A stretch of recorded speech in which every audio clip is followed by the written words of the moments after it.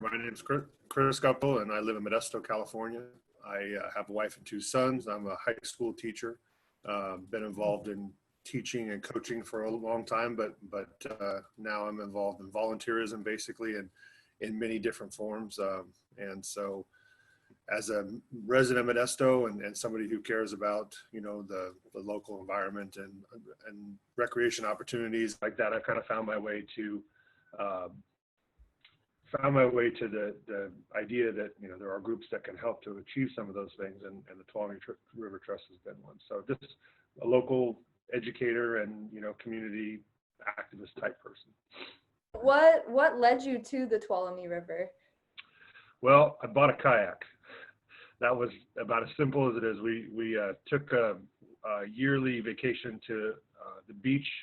After several years of going there, I bought a kayak to go out and fish in the ocean. And when we came home from the trip, I had a kayak and I had no idea what to do with it in Modesto. I had no, what was I going to use this thing for? And so it had been the first paddle to the sea, the very first inaugural paddle to the sea that TRT did. And I found that, and I was a little late for some of it, but I kind of got involved with following that. And so just having a kayak and a need to go try to find a way to use it, it brought me to the river. And then through Paddle to the Sea and the TRT trips, I ended up paddling the entire river, every segment of the river over time.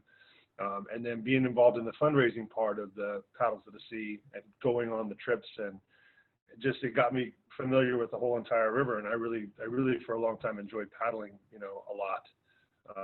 And then, so that's how I got involved with, realizing there's an organization that cares about the river. But I started to paddle in town instead of up where the salmon are, and where it's a little more out in the country. And through town, it was just terrible. There was, the river was treated so poorly, and so much blight and camping and garbage. And so I found my way to the trust because they were one of the few groups that had an interest in the river itself. But mainly, I got started with the cleanup portion. I volunteered for some of TRT's cleanups and things like that. But I started investigating who's in charge of cleaning up the river, like from a municipal level, like whose responsibility is this? And everywhere I went, it was basically nobody's responsibility. Like no one would say, this is mine, this is our job, we do this.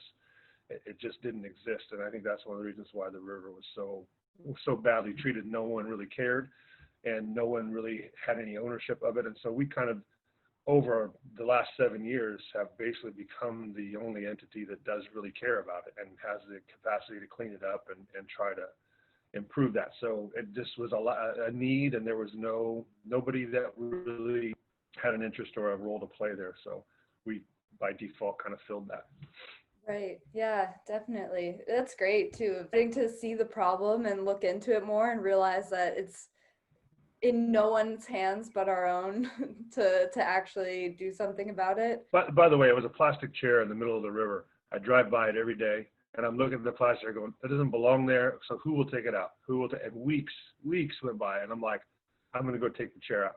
And so I got the chair out, and then from there, it's like, okay, well, what's next? So anyway, it was that one annoying thing that you're like, somebody should do something. So Operation 9 to 99 started 7 years ago. I worked with Ed Aguilar, who was worked for the TRT here in Modesto for several years. He doesn't work with them anymore, but he and I and another person came up with a game plan for how to do the cleanup based on another local cleanup effort for the Dry Creek area here in town. And so our goal and mission was to try to rehabilitate and repurpose and kind of fix the problems that were along the river by cleaning it up and then finding ways to use it in a more positive way. And so the name Operation 9 to 99 comes from the two bridges in Modesto, the 9th Street Bridge and the 99 Freeway, that kind of encompass the worst areas of blight. Like it was the less than 1 mile stretch, and at the time, probably one of the most polluted rivers in California. There's been a huge change. I mean, you can measure it in lots of ways. We've had over 3,500 volunteers who have come out over the life of the project. We went over the 500-ton mark, which is the 1 million pound mark, which for a community effort that just started off with picking up a plastic chair, we really were able to come a long ways. And so we can measure it out But part of what's made the difference is that we wanted to stop doing cleanups all the time because we were just going to be a perpetual cleanup machine. And so with issues of homelessness and drug abuse and illegal dumping and numerous things in this generally poor area, the river runs through the poorer neighborhoods of our city. We realized that if we could get people out recreating in the space, that would push back on some of that. And so we started to develop trails, and I started thinking about recreation events and things like that. So ultimately what turned the corner from clean up every time, we did a really good job of cleaning it up, was once we got people out there mostly riding bikes, mountain bikes, and we developed a trail that started to become a really high quality trail, and the word started to spread.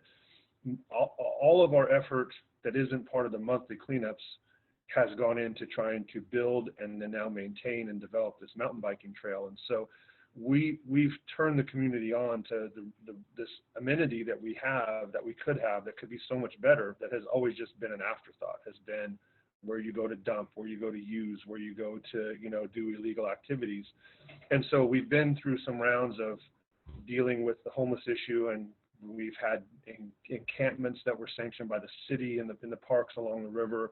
We've gotten through all that, and then COVID hit, and COVID's another round of this kind of setback. But COVID has been a little bit of a blessing in disguise in terms of people discovering they need a place to go recreate, and we have one for them. We have a really nice one that's clean and has these awesome features. So we're not there yet, but that's kind of what turned the corner on all this, was when we got people out actively riding, letting us know what's going on, addressing things before they get bad, not waiting for a month, to deal with them. Then that's when we started to see the difference. And now we don't have the illegal camps. We don't have the illegal dumping. We don't have the damage and blight on the river. By cleaning it up and then finding ways to use it in a more positive way.